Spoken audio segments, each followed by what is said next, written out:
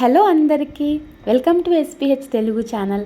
Saturday evening అయితే మేము మామిడికాయల మండీకి వచ్చామండి. మామిడి పళ్ళు తీసుకున్నామనేసి. మామిడి పండ్ల కాలం వచ్చిందంటే మేము ఖచ్చితంగా మామిడికాయల మండీకి ఆ మామిడి పండ్ల కాలం అయిపోయేలోపు ఒక 3 టైమ్స్ అయితే వచ్చి పండ్లు ఒక 4-5 కేజీలు తీసుకొని వెళ్తామండి.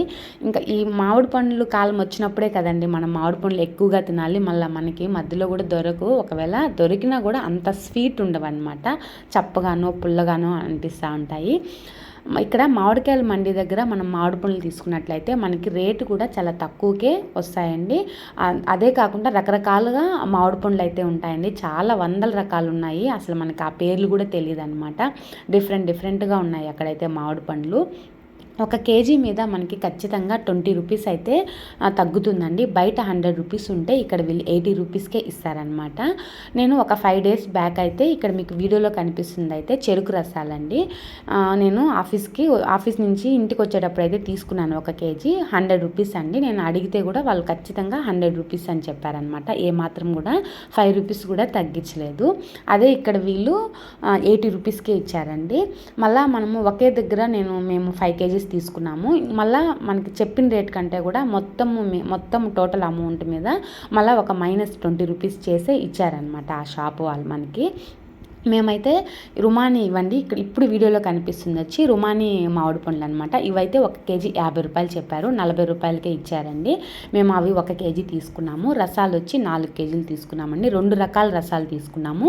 ఒకటి వచ్చి చెరుకు రసాలు, ఇంకొకటి ఏదో పేరు చెప్పారండి ఆంటీ, మర్చిపోయాను.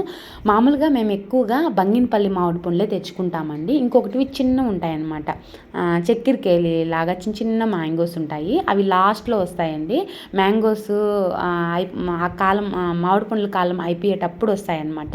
అవి కూడా చాలా బాగుంటాయి. అవి ఇంకా రాలేదు, చిన్నగా ఉంటాయండి. ఒక మామిడి పండు అట్లాగే మనం నోట్లో వేసేసుకోవచ్చు అనమాట.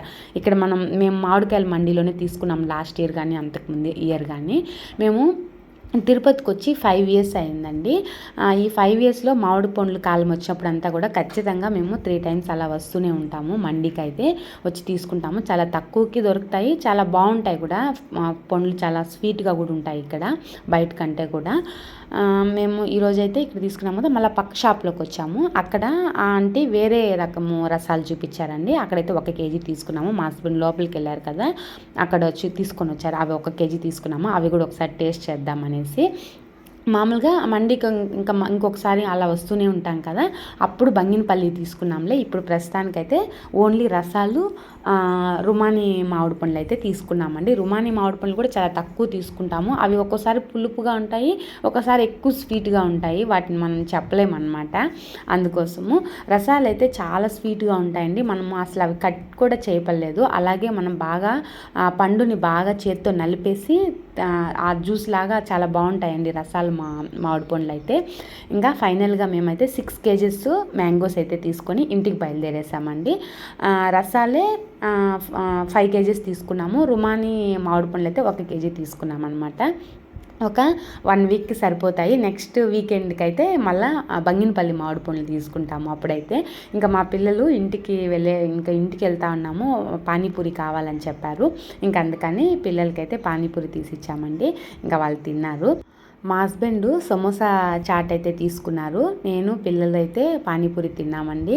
అన్నీ టేస్ట్ చేసేస్తాము. తీసుకున్నది డిఫరెంట్గా అయినా కానీ నలుగురం అన్నీ టేస్ట్ చేస్తామండి. ఇక్కడైతే గోలీ సోడా నేను అడిగానండి, కానీ అందరం షేర్ చేసుకొని తాగేసాం లాస్ట్లో 1 గోలీ సోడా తీసుకొని. ఇంకైతే మామిడి పండ్లు తీసుకొని ఇంకా ఇంటికి వచ్చాము కదా, ఇంకా వాటన్నిటిని కూడా సపరేట్ చేశానండి. చేసి కొంచెము పండ్లుగా ఉండేటివన్నీ ఒక ప్లేట్లో పెట్టేసుకున్నాను అనమాట.